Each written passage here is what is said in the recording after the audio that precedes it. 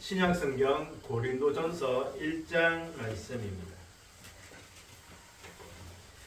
신약성경 264면행했습니다. 고린도전서 1장 10절 말씀입니다.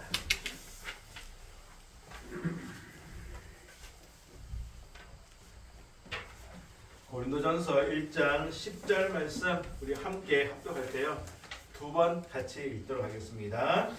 형제들아, 내가 우리 주 예수 그리스도의 이름으로 너희를 권하노니 모두가 같은 말을 하고 너희 가운데 분쟁이 없이 같은 마음과 같은 뜻으로 온전히 합하라. 형제들아, 내가 우리 주 예수 그리스도의 이름으로 너희를 권하노니 모두가 같은 말을 하고 너희 가운데 분쟁이 없이 같은 마음과 같은 뜻으로 온전히 합하라. 아멘. 고린도전서 1장 10절 말씀을 세 번역은 이렇게 번역합니다.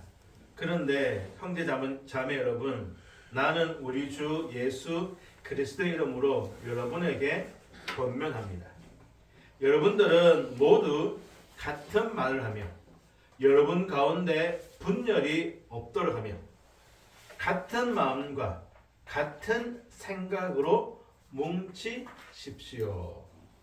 같은 마음과 같은 생각으로 뭉치십시오. 이것이 오늘 말씀 제목입니다. 같은 생각과 같은 마음과 같은 생각으로 뭉치십시오. 우리나라뿐만 아니라 전 세계가 이상 기후로 난리죠. 그나마 우리나라가 안전한 것 같습니다. 폭우에 또 강추위에 지진에 참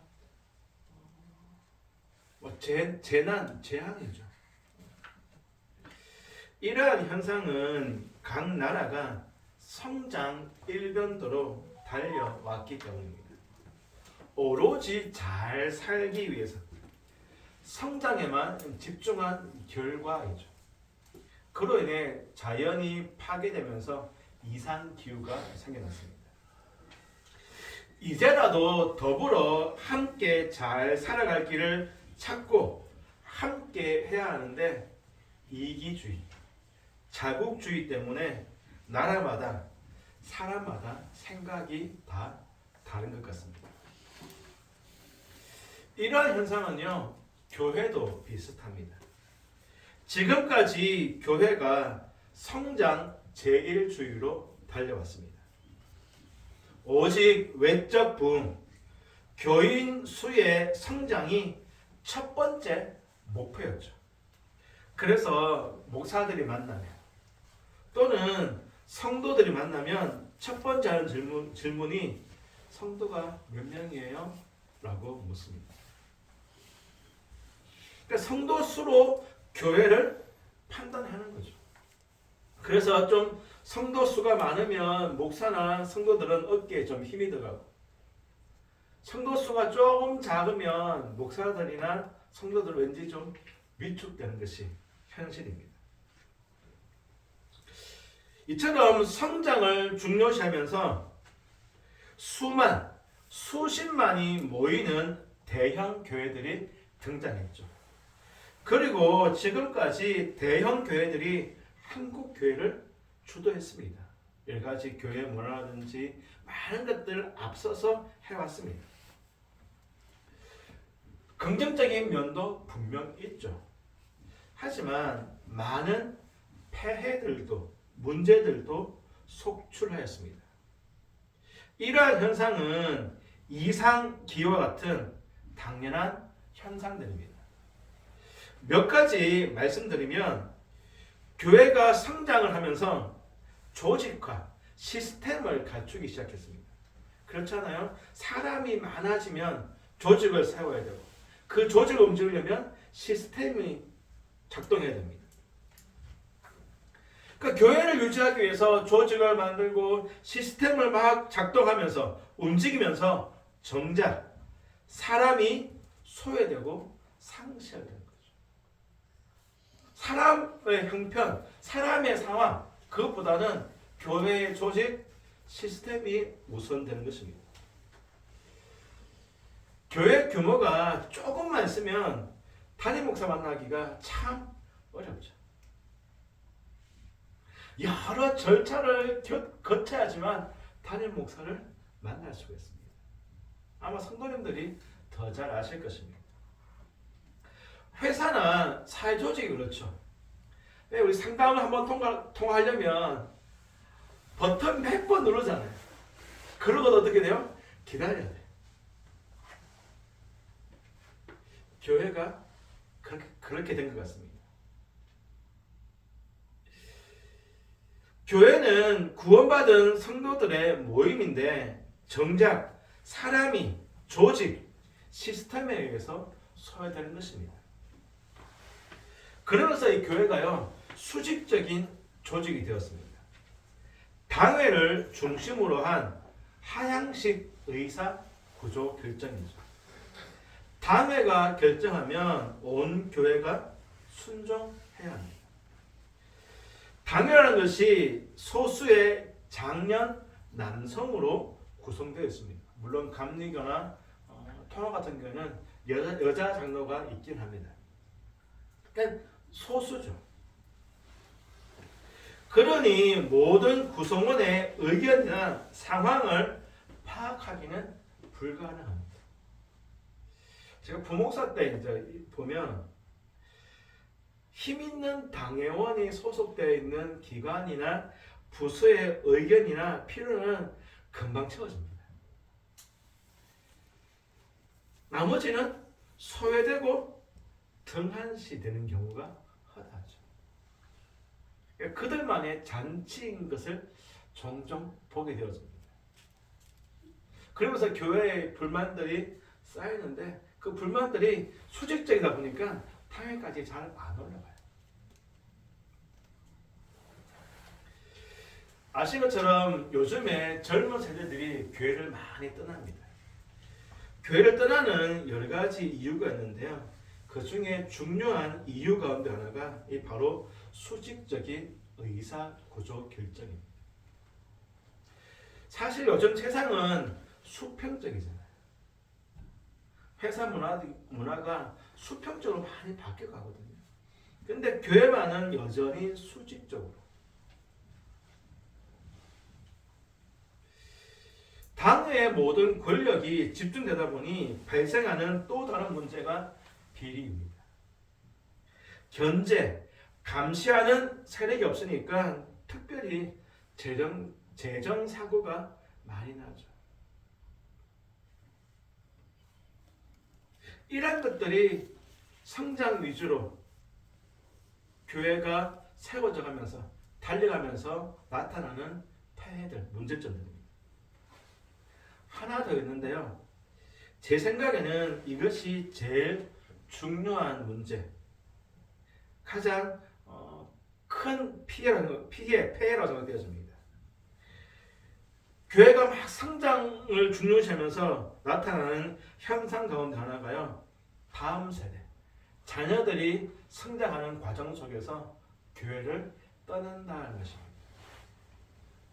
우리에게 익숙한 교회는 교회학교, 주일학교가 있는 교회입니다. 그래서 나이에 따라서 영아부, 유치부, 유초등부, 중고등부, 대학 청년부에 보냅니다. 부모님들은요, 이런 조직이 있는 잘 갖추어진 교회를 선호합니다. 그러니까 대형 교회에 가는 이유도 여기에 있죠. 아이들을 맡길 조직, 시스템이 잘 갖추어진 교회. 그곳에 두면 아이들이 신앙적으로 잘 자랄 것이라고 생각하기 때문입니다. 그런데요, 그 아이들이 성장하는 과정에서 상당수가 교회를 떠납니다. 그러니까 부모님들의 착각이죠. 기독교 역사가 2000년이잖아요. 지금처럼 어떤 세분화된, 조직화된 교회가 생긴 지는 불과 200년 정도예요. 2000년 중에 200년밖에 안 돼요. 1800년은 긴 시간 동안 그 시간에는요, 신앙은 가정에서 전수되었습니다. 부모를 통해서 그 신앙이 물려지는 거죠. 개선되는 것입니다. 부모들은요, 물려줄 유산은 없어도 자녀들에게 물려줄 때 묻은 성경책이 있었어요. 어머니가 읽던 그 성경책. 비록 가진 것이 없어서 물려줄 재산은 없었지만 어머니가 읽으시던 그 성경책은 자녀들에게 물려주었습니다. 제가 어렸을 때 보았던 한 TV 프로그램이 생각나는데요. 미국 드라마였습니다. 정확한지 모르겠는데 그 프로그램 드라마 이름이 초원의 집이라고 생각되었습니다. 그러니까 미국의 어느 시골 마을에서 매일 일어나는 에피소드가 그 드라마의 소재였습니다. 그 마을 한가운데 뭐가 있을까요? 교회가 있습니다. 그러니까 주일이면 온통 사람들이 교회에 모이는 거죠. 올 때 아이들 데리고 옵니다. 가난한 아이가 오기도 하고요. 장성한 아이들이 오기도 하고 다 같이 손을 손잡고 교회에 와서 한 자리에 다 앉아서 예배 드리는 거죠. 저는 그걸 보면서 저게 교회다라는 생각했습니다. 저게 교회다. 요즘에는요, 올 때는 한 차로 옵니다. 엄마, 아빠, 아이들.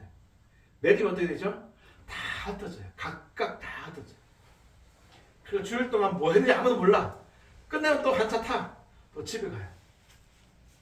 그럼 또 가면 어떻습니까? 각자 또 일로 바쁘죠.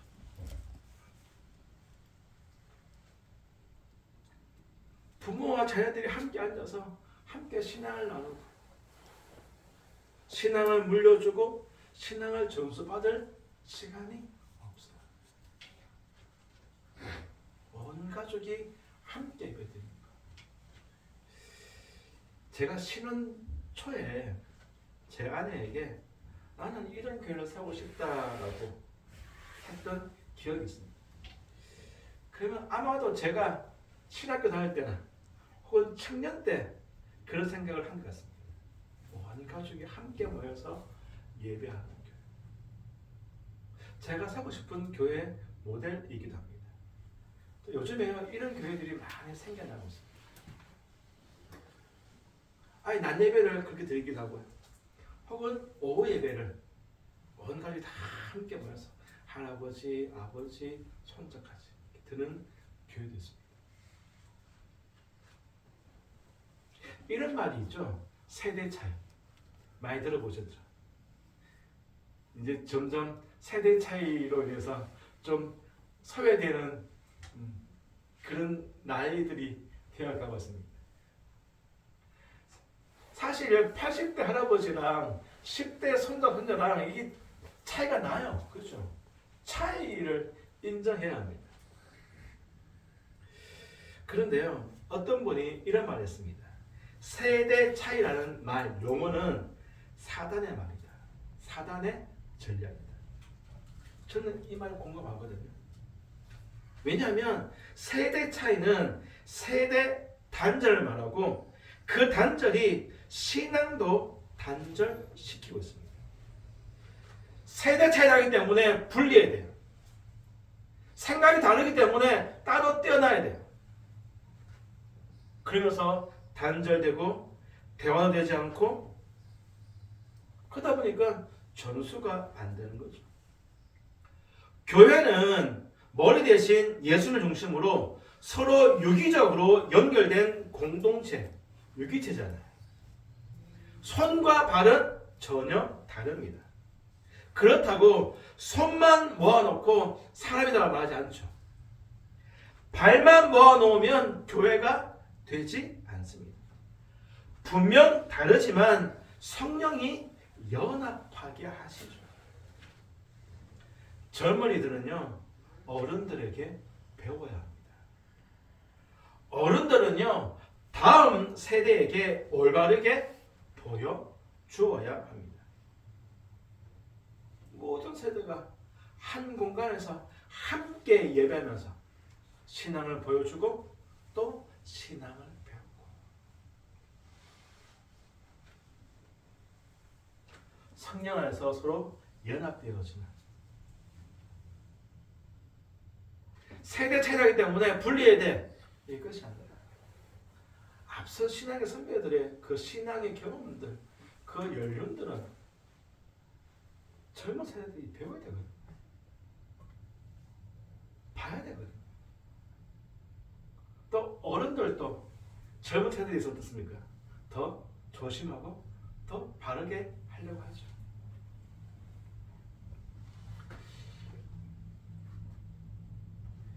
하나님께서 우리 땅끝별교회는 다 함께 모여서 서로 유기적으로 연결되는 그런 교회로 세워져 가기를 주의 이름으로 축복합니다.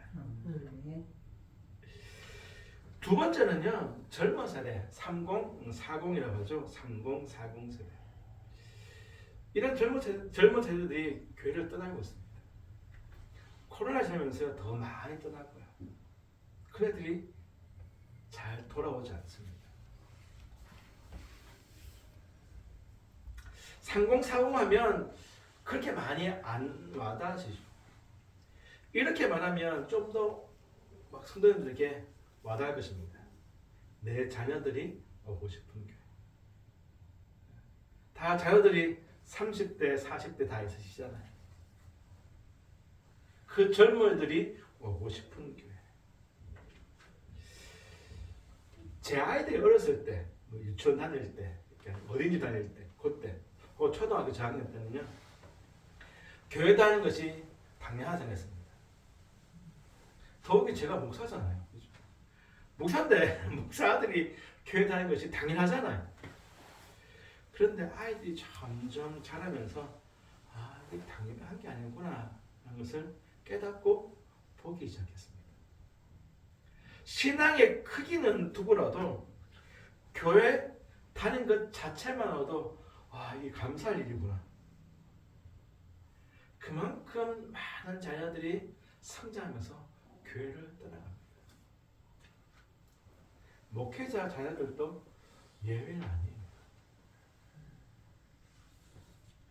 그런데요, 이 교회들이요, 다음 세대에 별 관심을 두지 않아요.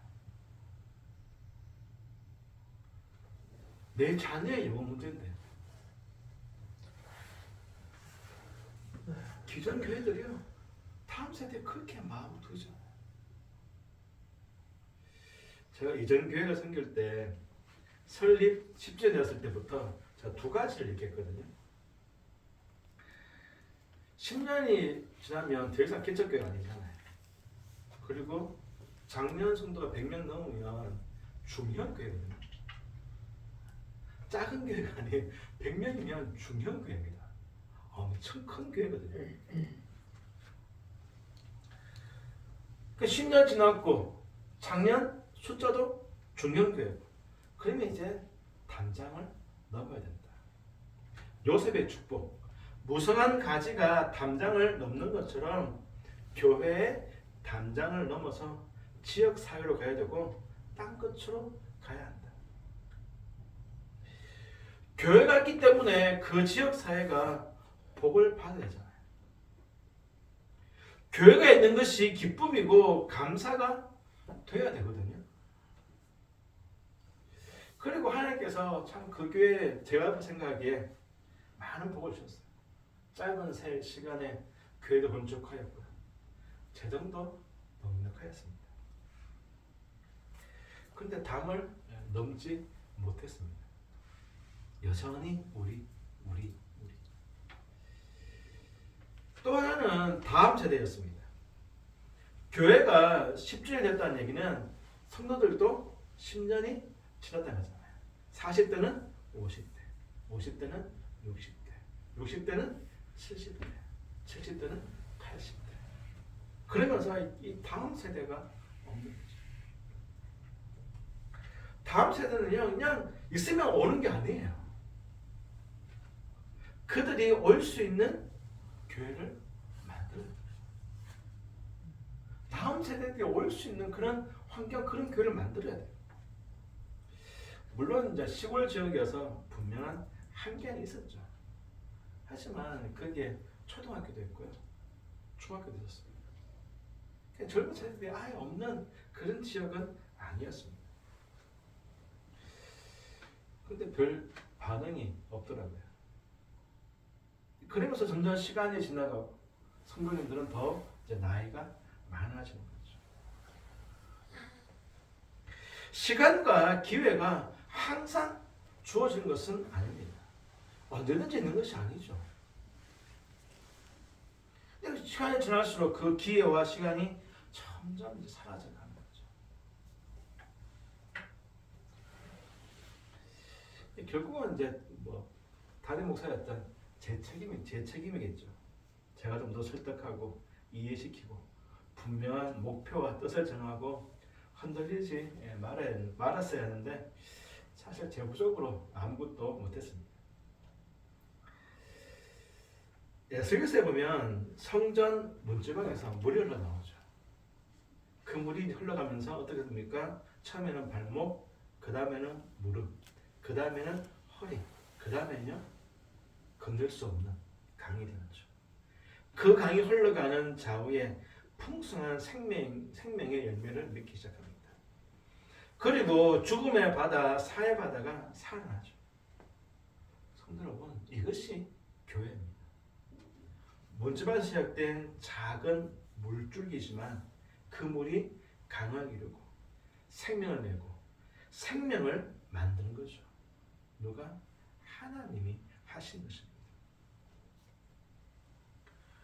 우리 교회는 작은 교회지만 개척한 지 6개월밖에 안 된 교회지만 우리가 흘려보내면요 하나님이 그것을 사용하십니다.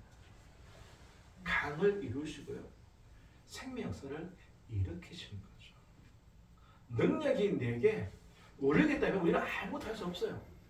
하지만 하나님께 능력이 있는 줄로 믿습니다. 그래서 담당을 넘어가는 거고요. 다음 세대 우리에서 끝나면 안 되잖아요. 그들 향해 갈 때 하나님 역사하시는 거죠.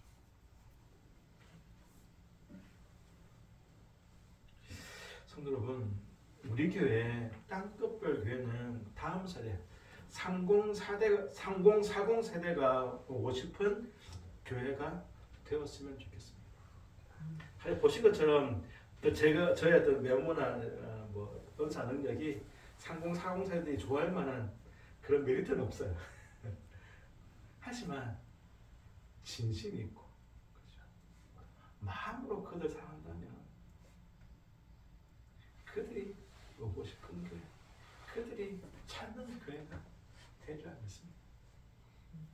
또 우리가 마음을 들이면 하나님께서 그 사역들, 그 일들을 감당할 수 있는 일꾼들도 보내주시리라 믿습니다.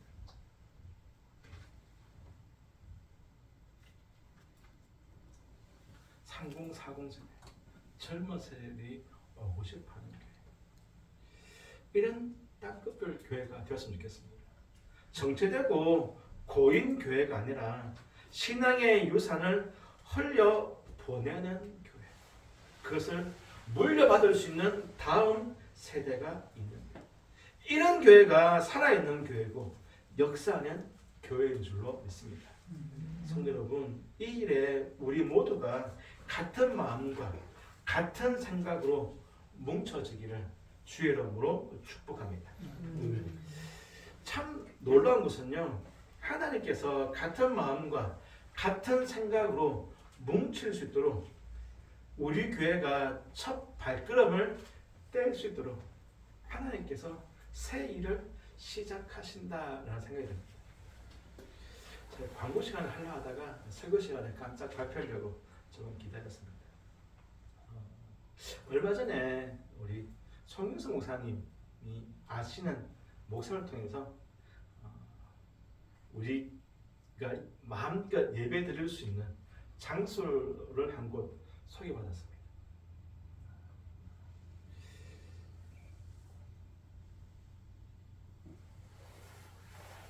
우리가 마음껏 예배하고 기도하고 찬송할 수 있는 것, 또 지금 교회 하던 장소에서요, 교회 모든 비품들, 뭐 방송, 음향, 뭐 의자, 주방까지 다 갖추어져 있는 교회.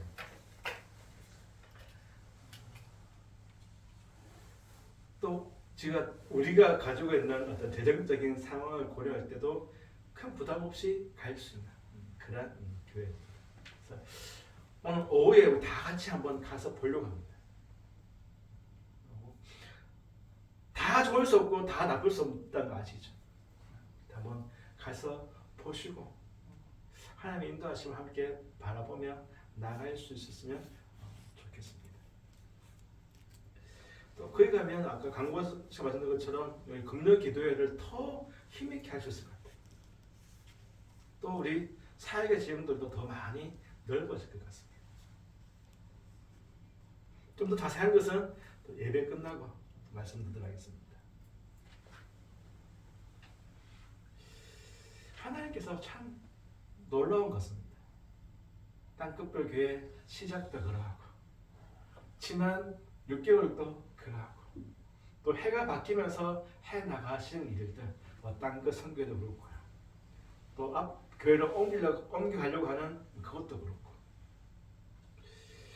마치 가나안 땅님이 다 허락하시고 여호수아와 백성들이 믿음과 순종으로 나가길 바라신 것처럼 우리에게도 그것을 원하신다라는 생각이 우리가 믿음과 순종하고 나가면 하나님께서 하나하나 다 해결해 주시리라 믿습니다. 최근에 한국 교회에 등장한 단어가 하나 있습니다. 강소교회입니다. 들어보셨나요? 강소교회 들어보셨나요? 강소교회 뜻은요, 작지만 강한 교회입니다. 작지만 강한 교회. 한국 교회 성장 멈추고 잘 아시죠? 교회 성장이 멈추고 교인이 감소하기 시작하면서 2010년대부터 교인 감소의 대안으로 사용된 용어가 강소교회입니다. 작지만 강한 교회. 성도 여러분, 이제는 대형 교회 중심의 시대가 아니라 강소교회가 중요한 시기가 되었습니다. 왜냐하면 한국 교회는요 점점 더 작아지고 있습니다. 이제 뭐 수천, 수만, 수십만 그러한 교회를 세우기가 어렵습니다. 교회는 점점 더 소형화되어 가고 있습니다. 현재 추세가 그렇습니다. 그런데요, 소형 교회 교인 가운데 65%가 현재 교회에 만족한다라고 나왔습니다.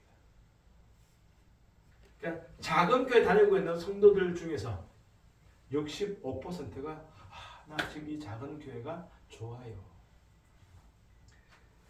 그리고 교회를 옮겨가더라도 60%가 다시 소형 교회, 작은 교회를 선택하겠다는 조사 결과가 있습니다. 예전에는요 다 큰 교회였습니다. 그렇죠? 지금 아니야. 10명 중에 6, 7명은 지금 있는 작은 교회가 좋다. 그리고 10명 중에 6명은 혹 이사 가더라도 나는 작은 교회에 가겠다. 제 생각에는요, 마지막 시대에 하나님께서 강소교회, 작지만 강한 교회를 통해서 마지막 추수를 하시지 않을까 하는 생각이 됐습니다. 저는 이렇게 믿습니다. 사람은 하나님이 보내주신다. 교회는요, 하나님이 보내주세요. 우리는 사람을 모으기 위해 힘쓰는 것이 아니라 작지만 강한 교회를 세우는 데 집중해야 합니다. 사람 한 명 더 모으기 위해서 애쓰는 것이 아니라 작지만 강한 교회. 사실 교회마다 강한 것이 다 다릅니다. 어떤 교회는요, 예배에 강한 교회가 있습니다. 어떤 교회는요 양육과 훈련에 강한 교회였습니다. 어떤 교회는요 지역 사회를 잘 섬기는 강자를 가진 작지만 강한 교회도 있습니다. 작다고 해서 다 같은 작은 게 아니에요. 그 교회만이 가지고 있는 강점이 있습니다. 그것으로 작지만 강한 교회를 세워가는 거죠. 우리 땅끝별 교회는요 첫 번째 예배에 강한 교회를 세우고 싶습니다. 온 가족이 함께 드리는 예배를 통해서 그리고 치유와 회복과 역사가 있는 금요 기도를 통해서 신앙의 유산이 예배를 통해서 흘러가는 교회. 두 번째는요 선교에 강한 교회입니다. 제 꿈은 우리 성도님들과 함께 선교지를 밟는 것입니다. 어떤 면에서는 사실 우리가 선교지에 나가면 크게 막 할 게 없어요. 우리 공무사님에 가면 막 지혜하고 사용 많이 하지. 사실 저희들은 할 게 그게 많이 없어요. 그냥 한번 쭉 땅 밟고 올 거거든요. 그것만 해도요 엄청난 번영했습니다. 그리고 또 각자 하나씩 또 작은 달란트라도 하나 배우면요 직접 해보면 달라요. 그래서 제 꿈은 우리 땅끝 불교의 모든 성도님과 함께 선교지를 밟고 선교지에 사는 것입니다. 그게 국외일 수도 있고요 국내일 수도 있습니다. 우리가 할 수 있는 것부터 하나씩 해나가는 거죠. 성도 여러분, 저는 2026년 우리와 우리 교회 행하실 하나님의 크고 놀라운 일들이 너무 기대가 되고 있습니다. 26년을 시작하기 전에도 제가 말씀드렸는데요. 26년이 시작된 지금 이 시점에서도 너무 기대됩니다. 25년 되면 좀 막연했다면 26년 되는 하나씩 이렇게 하나님께 보여주시는 것 같아요. 큰 교회를 세우는 것이 아니라 예배와 선교를 통해서 다음 세대에 신앙의 유산을 올바르게 물려주는 작지만 강한 교회. 작지만 강한 교회. 정체되어 있고 고인 그런 교회가 아니라 신앙이 흘러가고 흘러가는 살아있는 교회. 이러한 땅끝별 교회를 세워가는 저와 여러분, 우리 땅끝별 교회가 되어지기를 주의 이름으로 축복합니다. 아멘. 기도하시겠습니다.